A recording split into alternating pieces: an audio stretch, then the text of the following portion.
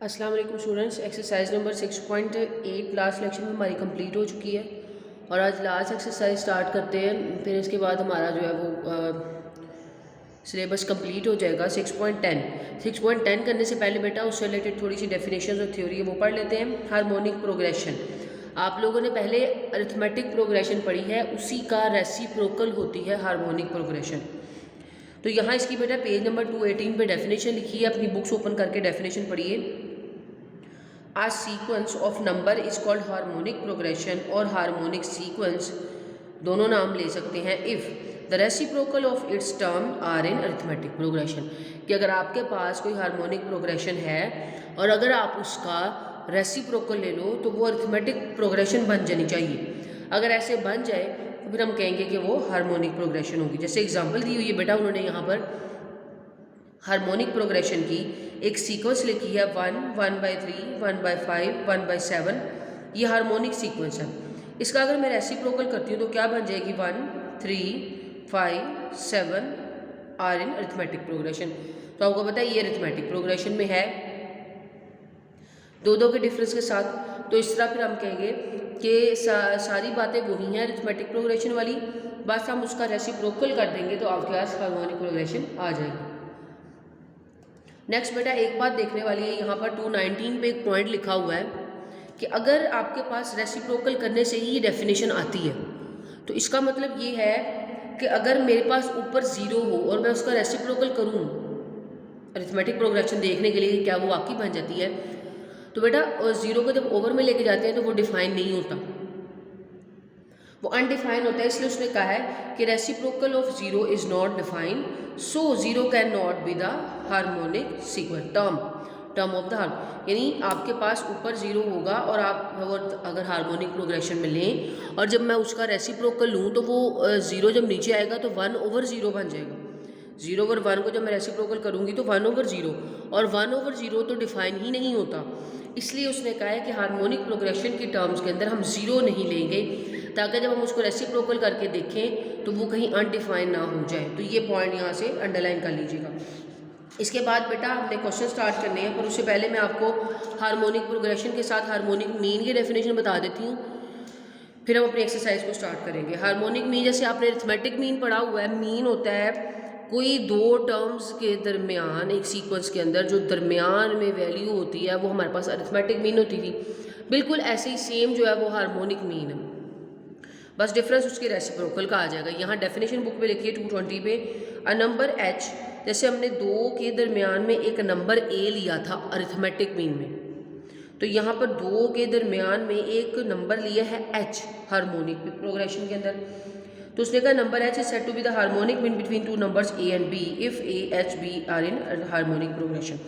कि अगर आपके पास ऐसे एक सीक्वेंस लिखी है, आपको पता है ये आपके पास रेसिप्रोकल में होती है, तो अगर रेसिप्रोकल में ये सीक्वेंस लिखी है ऐसे, तो अगर मैं यानी आपके पास अगर कोई टर्म मैं आपको राइट करके दिखाती हूँ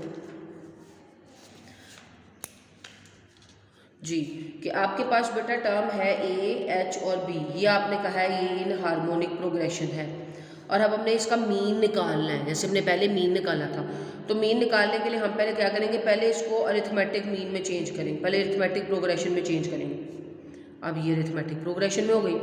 हार्मोनिक प्रोग्रेशन का अगर मैं रेसिप्रोकल ले लूँगी वो अरिथमेटिक प्रोग्रेशन बन जाएगा, क्योंकि हमारे पास अरिथमेटिक प्रोग्रेशंस को सॉल्व करने के फॉर्मूलाज हैं और उसका मीन निकालने का फॉर्मूला है। इसलिए हम अपनी सीक्वेंस को पहले अरिथमेटिक प्रोग्रेशन में चेंज करेंगे ताकि हम उसको इजीली सॉल्व करें और बाद में लास्ट में जाकर उसका रेसिप्रोकल ले लेंगे तो वो दोबारा हार्मोनिक मीन बन जाएगा, हार्मोनिक प्रोग्रेशन की बन जाएगी। तो बेटा अब हमें ये पता है कि अगर ये अरिथमेटिक प्रोग्रेशन में है तो इसकी h 1/h की अगर मुझे वैल्यू निकालनी हो, जैसे आप a की वैल्यू निकालते थे ना, कैसे निकालते थे, a + b/2 अरिथमेटिक मीन की वैल्यू, बिल्कुल ऐसे ही। अब इसमें हमें 1/h की वैल्यू चाहिए, तो हम क्या करेंगे कि 1/a + 1/b/2 डिवाइड वाली वैल्यू को ना, ये हो गया। तो अब हम इसको अगर सॉल्व कर लें, क्योंकि ये आपके पास असल में ये a ही है, मैंने उसको 1/h की फॉर्म में लिखा है, ये a = ही लिख रही हूँ, a = a + b/2। ठीक है। वो बस उसको मैंने 1/h की फॉर्म दे दी है, क्योंकि हमें हार्मोनिक मीन चाहिए, तो मैंने उसको इन टर्म्स ऑफ h लिख दिया, ताकि मैं जब उसको उल्टा करूँ तो मेरे पास हार्मोनिक मीन आ जाए। जब मैं इसको सॉल्व करूँगी तो ये b/2 और नेक्स्ट आ जाएगा आपके पास a+b लिख लें या b+a लिखें, ये नीचे चला जाएगा, साथ इसके 2ab। तो आप देखो कि 1/h, यहाँ मैं इसको कह दूँ कि a ही है, वो आ गया है आपके पास ये। और जब मैं इसको उल्टा करूँगी, यानी इसको उल्टा करूँगी, यानी 1/a लिख लें या 1/h लिख लें, तो वो आपके पास आ जाएगा और ये आपके पास हार्मोनिक मीन बन जाएगा। तो ये हमारे पास फाइनली हार्मोनिक मीन आ गया। तो हाँ, ये आपके पास a था, जब इसको उल्टा किया यानी 1/h आया, तो ये आपके पास फिर बन गया ये।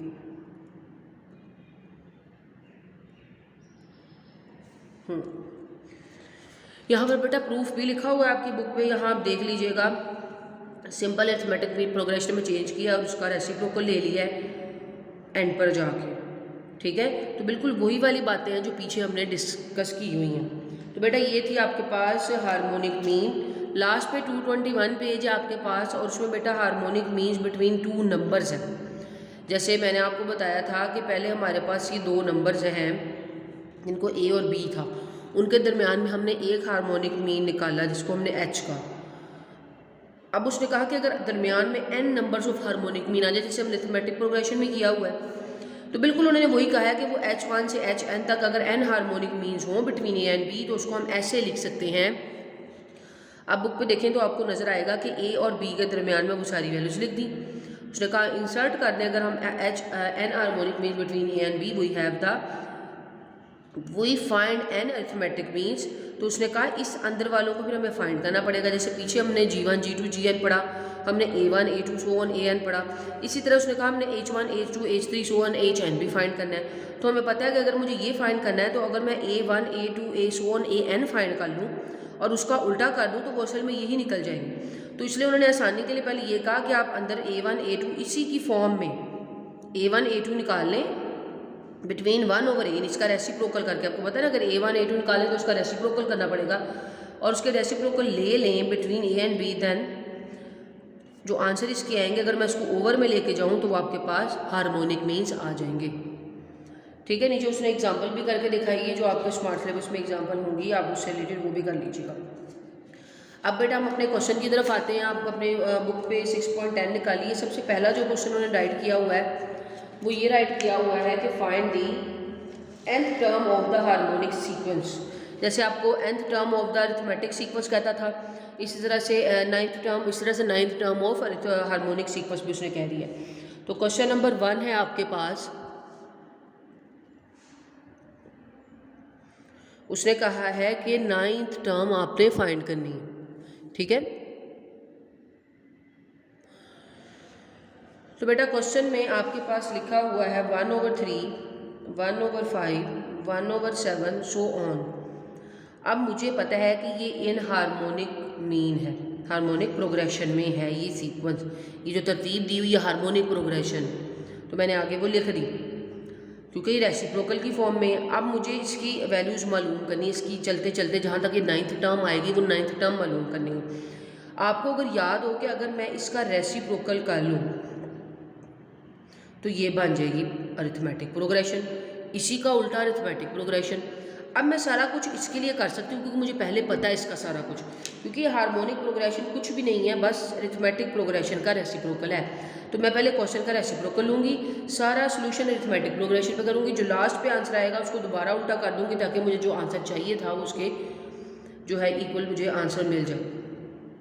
अब इसमें हमें पता है कि a1 आपके पास होती है पहली टर्म, आपके पास डिफरेंस होता है सेकंड में से फर्स्ट टर्म को माइनस कर दें, और आपके पास n जो है वो 9 टर्म, उसने कहा 9th वाली टर्म फाइंड करनी है जाके यहाँ पर।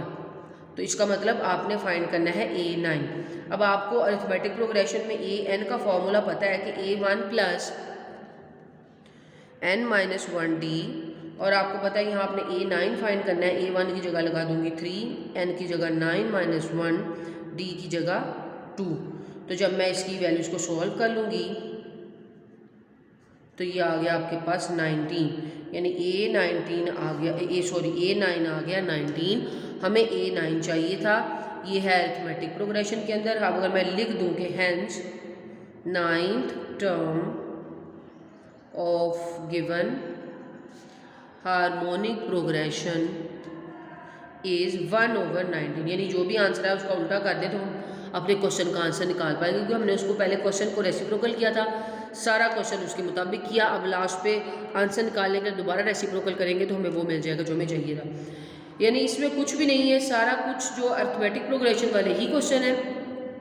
सिर्फ क्या होगा जी कि लास्ट सब कुछ अरिथमेटिक प्रोग्रेशन की तरह करके रेसिप्रोकल करने के बाद सारा कुछ करके लास्ट पे आंसर दोबारा चेंज उल्टा कर देंगे तो आपके पास वो क्वेश्चन का रिक्वायर्ड आंसर आ जाएगा। बिल्कुल इसी तरह से बेटा इसका जो है वो क्वेश्चन नंबर 1 का 2 पार्ट है, बिल्कुल ऐसा ही है, और क्वेश्चन नंबर 2 का सेकंड पार्ट भी बिल्कुल ऐसा ही है।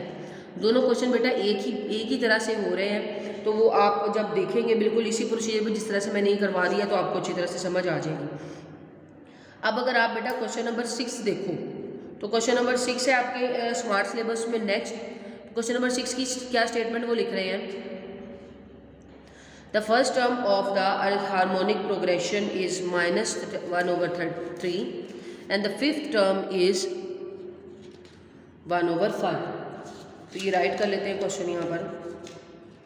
उसने अब क्या क्या इन्फॉर्मेशन दी है वो ये कह रहा है आपको क्वेश्चन नंबर 6 में कि आपके पास बेटा जो उसने कहा फर्स्ट टर्म है हार्मोनिक प्रोग्रेशन की वो ये है, और जो आपके पास फिफ्थ टर्म है वो है 1/5, और साथ में वो कह रहा है 9th टर्म फाइंड करो।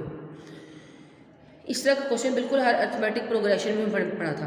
तो सबसे पहले तो मैं ऐसे करती हूँ कि इसको मैं लिख लेती हूँ इन अरिथमेटिक प्रोग्रेशन, क्योंकि ये है इन हार्मोनिक। तो हार्मोनिक प्रोग्रेशन में अब बेटा इसको अरिथमेटिक प्रोग्रेशन में लिखूंगी तो इसका मतलब सारी चीज़ें उल्टी हो जाएंगी। इसका भी रेसिप्रोकल, A5 का भी रेसिप्रोकल, और ये तो हमने फाइंड करना है। यानी हम सारा कुछ अब अरिथमेटिक प्रोग्रेशन में करने लगे हैं। जो लास्ट पे आंसर आएगा उसका रेसिप्रोकल ले लेंगे तो वो हमारा हार्मोनिक प्रोग्रेशन में आंसर आ जाएगा। ठीक है, हमने किस तरह का क्वेश्चन किया था, A1 के साथ तो कुछ नहीं कर सकते, ये तो पहली टर्म खुद दे रही है। A5 को देख सकते हैं लेके कि A5 है आपके पास A1 + 4D। आपको फॉर्मूला याद होगा कि AN = A1 + n-1D। तो n-1 का मतलब 5 - 1 4D आ जाएगा। वो फॉर्मूला अप्लाई किया, क्योंकि हमें जब भी कोई वैल्यू को ऐसे आगे वाली वैल्यू मालूम करनी हो और एग्जैक्ट वो वैल्यूज़ दी हो कुछ दरमियान में से, तो हम उनको पहले ओपन कर लेते होते हैं। अगर मैं देखूं कि A5 मुझे पहले अगर देखना है तो A5 की वैल्यू दी हुई है मुझे यहाँ पर 5, A5 की जगह लिख लेती हूँ 5, A1 की जगह लिख लेती हूँ -3 + 4, D मुझे यहाँ से मिल जाएगा अगर इसको मैं सॉल्व करूँ, क्योंकि जब D भी आ जाएगा A1 भी आ जाएगा तो हम A9 निकाल सकेंगे। ये हमने सारा कुछ D के लिए जी बेटा। उन्होंने अब आपको A9 फाइंड करने को कहा है। आपके पास D भी आ चुका है, आपके पास A3 भी है।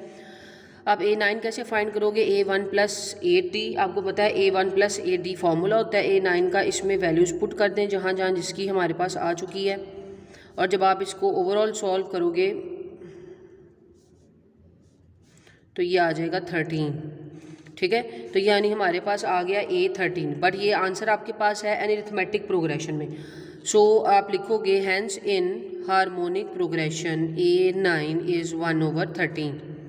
आपको पता है हार्मोनिक प्रोग्रेशन उसका रेसिप्रोकल हम शुरू से ले रहे हैं, तो इसलिए ये जो 9 है आपके पास 1/13 आ गया जी बेटा। इसके बाद है क्वेश्चन नंबर आपके पास 7। क्वेश्चन नंबर 7 में उन्होंने कहा हुआ है कि आपको कि 5 अरिथमेटिक हार्मोनिक मीन है 2 और B के दरमियान में, फाइंड B करें। यानी आपको पता है जी जिस सीक्वेंस से लिखा जाता है A, H और B, तो इसका मतलब उन्होंने हार्मोनिक मीन दे दिया इधर 5, A दे दिया 2 और B दे दिया B। तो हमने उसको उसका नाम दे दिया कि A है आपके पास 2, B है आपके पास B और हार्मोनिक मीन है 5।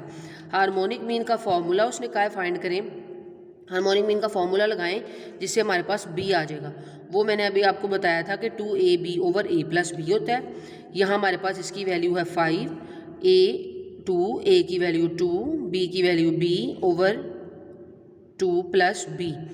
जब मैं इसको सारा सॉल्व कर लेंगे, देखिए यहाँ सिर्फ B है आपके पास, वो आपके पास फाइंड आउट हो जाएगा, और B ही उन्होंने आपको फाइंड करने को कहा है। तो हार्मोनिक मीन उन्होंने कहा था उसका यूज़ किया, और उसका यूज़ करते हुए हमने इसमें से B की वैल्यू फाइंड कर ली जी इसके बाद बेटा आज का लास्ट क्वेश्चन जो है हमारा क्वेश्चन नंबर 8 है। 8 क्वेश्चन में उन्होंने कहा है 1/k 1/2k plus 1/2k 4k minus 1 in harmonic progression then find the value of k। यानी यहाँ जो k इन्वॉल्व है उसने कहा इसको सॉल्व करें इस सीक्वेंस को और उसमें से हमें k की वैल्यू फाइंड आउट करके दिखाएं। हमें पता है जो भी हमारे पास हार्मोनिक प्रोग्रेशन में होता है हम उसको पहले अरिथमेटिक प्रोग्रेशन में चेंज करते हैं ताकि ईजी हो जाए।